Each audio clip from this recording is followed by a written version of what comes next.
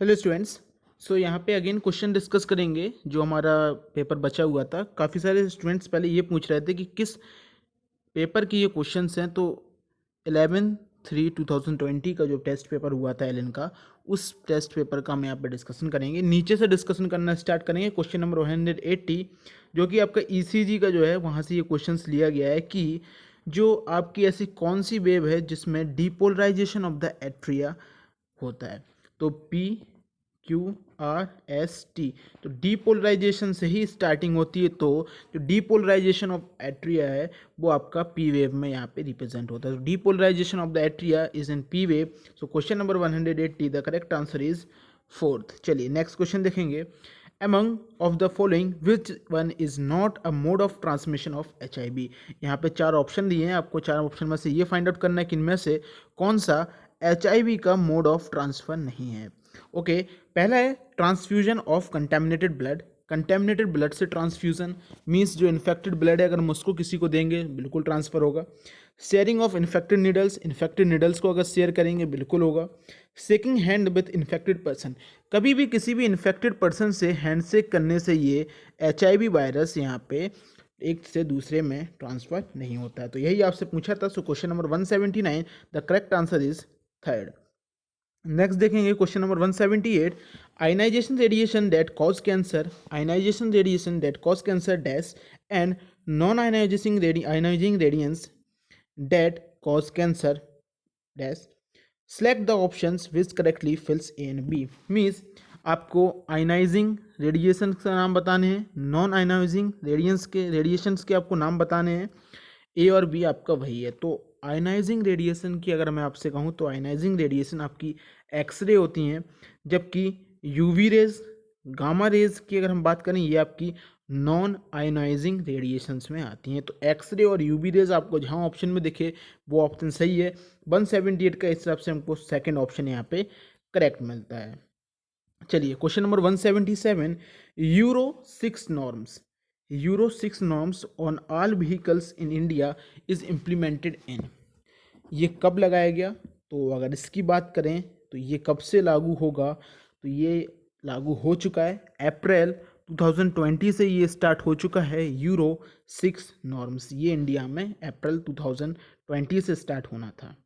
Okay चलिए, लेकिन जब ये क्वेश्चन पेपर बना तब इन्होंने ये पूछ लिया कि कब से ये स्टार्ट यहाँ पे होगा। क्वेश्चन नंबर 176 क्वेश्चन नंबर को देखेंगे।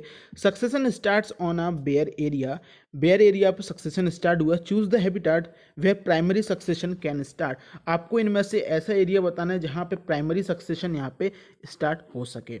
चलिए प्राइमरी सक्सेशन कहाँ कहाँ स्टार्ट होगा, तो यहाँ पे पहला देखिए डिफॉरेस्टेटेड लैंड, मतलब वहाँ पे पहले से फॉरेस्ट था तो यहाँ पे प्राइमरी सक्सेशन नहीं होगा।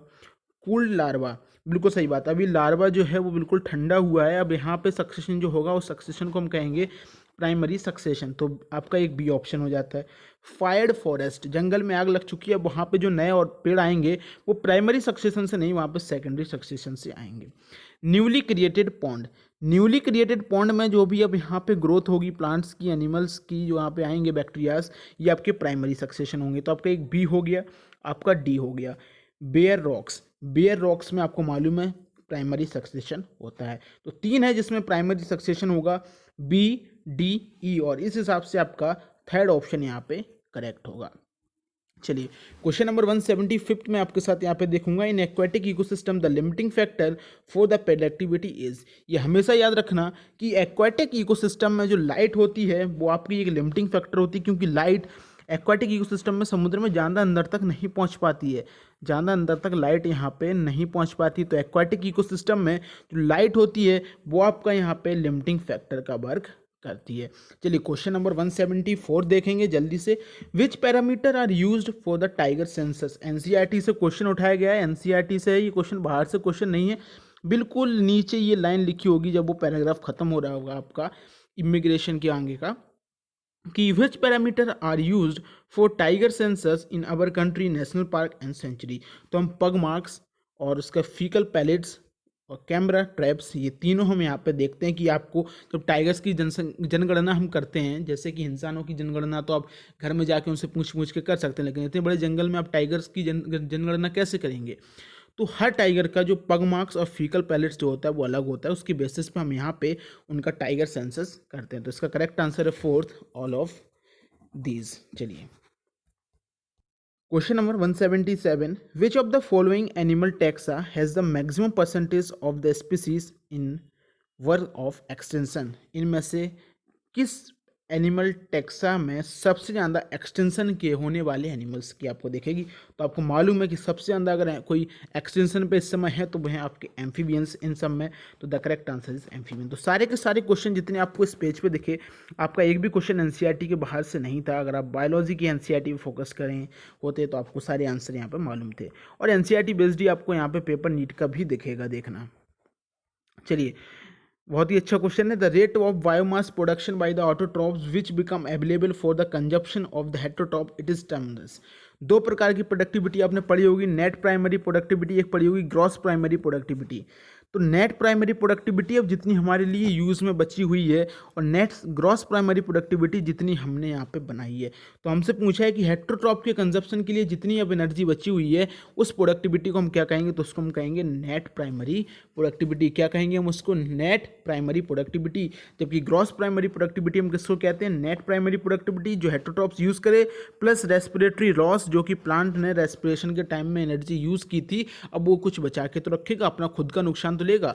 सपोज कीजिए आपने किसी बिजनेस में कोई रुपए अपने शुरुआत में इन्वेस्टमेंट किए, अब आपको जो फ़ायदा हुआ तो सबसे पहले आप फ़ायदा अलग करेंगे, आपने जो इन्वेस्ट किया था वो अपने पास अलग से रख लेंगे।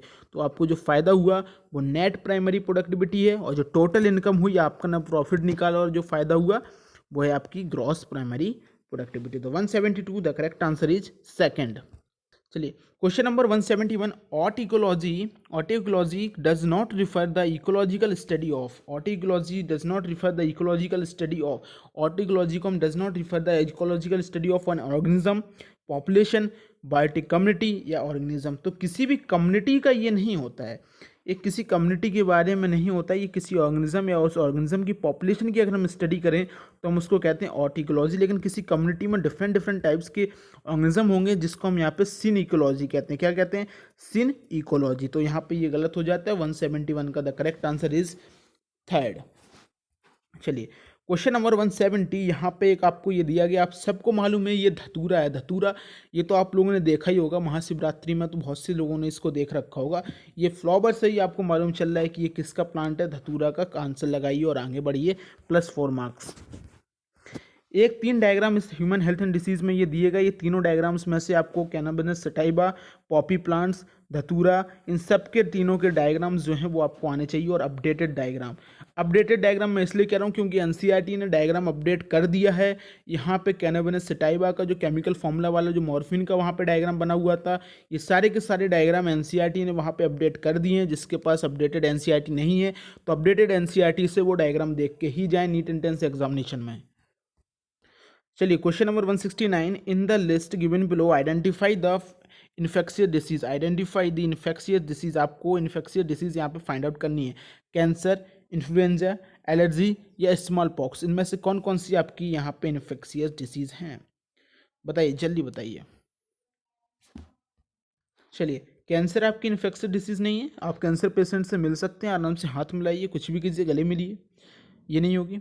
आप यहाँ पे देखिए इन्फ्लुएंजा। इन्फ्लुएंजा की हम बात करें कि आपको इन्फ्लुएंजा जो है वो इन्फेक्शियस डिसीज़ आपकी होती है। आपको किसी भी पर्सन को किसी भी चीज़ की एलर्जी है, किसी को डस्ट एलर्जी है तो वो ट्रांसफ़र नहीं होती, इन्फेक्शियस डिसीज़ नहीं होती, आप उससे मिल सकते हैं। लेकिन स्मॉल पॉक्स आपकी यहाँ पे इन्फेक्शियस डिसीज़ है। तो सेकंड एंड फोर्थ आपकी इन्फेक्शियस डिसीज़ में से आती है, इसलिए आपका करेक्ट आंसर हो जाता है फोर्थ वन।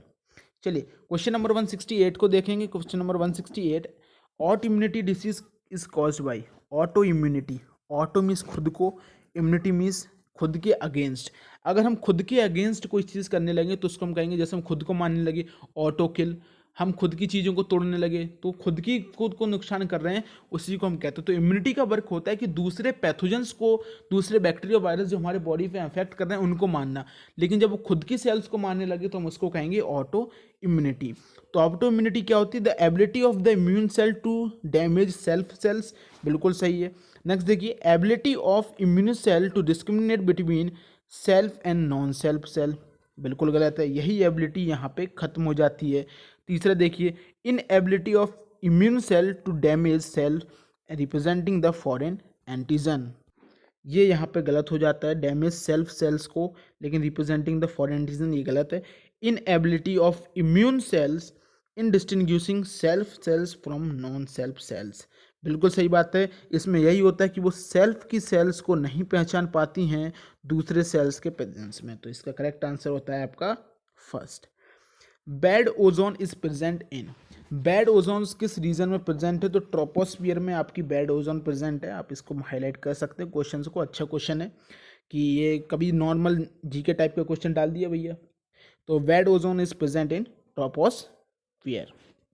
नेक्स्ट है which of the following characteristic not define biomes, इसमें से कौन सा कैरेक्टरिस्टिक आपका बायोम्स को डिफाइन नहीं करता है? तो इसका कैरेक्टरिस्टिक ऑफ क्लाइमेट बायोम्स को डिफाइन करते हैं, एल्टीट्यूड एंड लैटिट्यूड डिफाइन करते हैं, फ्लोरा एंड फौना डिफाइन करते हैं, जबकि एज पिरामिड कभी भी बायोम्स को यहाँ पे डिफाइन नहीं करते हैं। The correct answer is fourth. Question number 165 देखेंगे, which of the following community interaction is a detrimental interaction. Detrimental का मतलब यहाँ पे होता है कि आपको यहाँ पे नेगेटिव इंट्रैक्शन के बारे में बताना है। किस इंट्रैक्शन के बारे में आपको यहाँ पे बताना है? नेगेटिव इंट्रैक्शन के बारे में। ऑर्किड और मैंगो यहाँ पे कॉमेंसलिज्म, माइकोराइजा आपको यहाँ पे म्यूचुअलिज्म दिख गया, बम्बल बी और ऑर्किड्स आपको यहाँ पे कॉमेंसलिज्म दिख गया। एमेंसलिज्म जो होता है ये आपका नेगेटिव इंट्रैक्शन होता है। तो पॉजिटिव इंट्रैक्शन को हम कहेंगे बेनिफिशियली, और डेट्रीमेंटल मतलब नेगेटिव इंट्रैक्शन के बारे में आपसे पूछा था, तो एमेंसलिज्म एक टाइप का नेगेटिव इंट्रैक्शन होता है। डियर स्टूडेंट्स, इस बात को याद रखिएगा कि हमेशा इंट्रैक्शन से पिछले 3 साल से लगातार क्वेश्चन आ रहा है। लास्ट ईयर भी आया था, एमेंसलिज्म से ही क्वेश्चन था, आपसे एमेंसलिज्म का एग्जाम्पल दिया गया था, आपसे पूछा था कि किस टाइप का इंट्रैक्शन है। तो हर साल इससे क्वेश्चन आते हैं, तो प्लीज़ इस टॉपिक को अच्छे से ध्यान से पढ़ लीजिएगा, छोटा सा टॉपिक है। अनअकैडमी पे हमने उसकी वीडियो भी अपलोड कर रखी है, नीचे डिस्क्रिप्शन में लिंक है, आप अनअकैडमी पे भी विजिट हमारी वीडियोस पे कर सकते हैं। चलिए क्वेश्चन नंबर 164 देखेंगे, which of the following material takes the longest time for biodegradation. इनमें से कौन सा मटेरियल ऐसा है? तो कॉटन, आपकी जो बोन्स होती हैं ये सबसे ज़्यादा टाइम लेती हैं, longest time of the degradation. आप देखें जो आपकी एंशियंट स्टेज से थी वहाँ से अभी भी हमको फॉसिल्स मिल रहे हैं, जिसको स्केलेटन्स मिल रहा है पूरा, जिसको म्यूजियम्स में रखे हुए हैं, जिसको हम आर्कियोलॉजिकल्स में रखे हुए हैं, जिसके हम स्टडी कर रहे हैं। तो बोन्स में काफ़ी ज़्यादा टाइम यहाँ पे लगता है।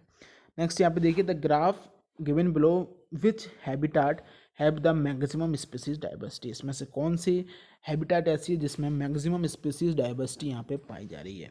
तो देखिए स्पीसीज रिचनेस और एरिया के बीच में यहाँ पे दिया गया है, तो इसमें से सी वाला एक ऐसा है जिसमें मैक्सिमम स्पीसीज डाइवर्सिटी पाई जा रही है। कैसे? हम एरिया बढ़ाते जा रहे हैं, एरिया हमने देखिए इतना ज़्यादा इसमें नहीं बढ़ाया, लेकिन स्पीसीज डाइवर्सिटी हमको यहाँ पे बहुत मिलेगी। समझिए, आपसे पूछा है कि इसमें से कौन सा ग्राफ ऐसा है जिसमें which habitat has the maximum species diversity. समझिएगा आप इसको, ये ग्राफ है, ये एरिया है, ये स्पीसीज रिचनेस है। सी ग्राफ देखिए हमने एरिया कम बढ़ाया लेकिन स्पीसीज ज़्यादा मिली। बी ग्राफ देखिए हमने एरिया बहुत बढ़ाया लेकिन हमको स्पीसीज कम मिली सी के कंपैरिजन में। ए ग्राफ देखिए हमने एरिया और बढ़ाया, हमको बी के कंपैरिजन में भी यहाँ पे स्पीसीज मिल रही। तो कम एरिया बढ़ाने पर सबसे ज़्यादा स्पीसीज किस में मिल रही हैं? सी में। यही आंसर हो जाएगा।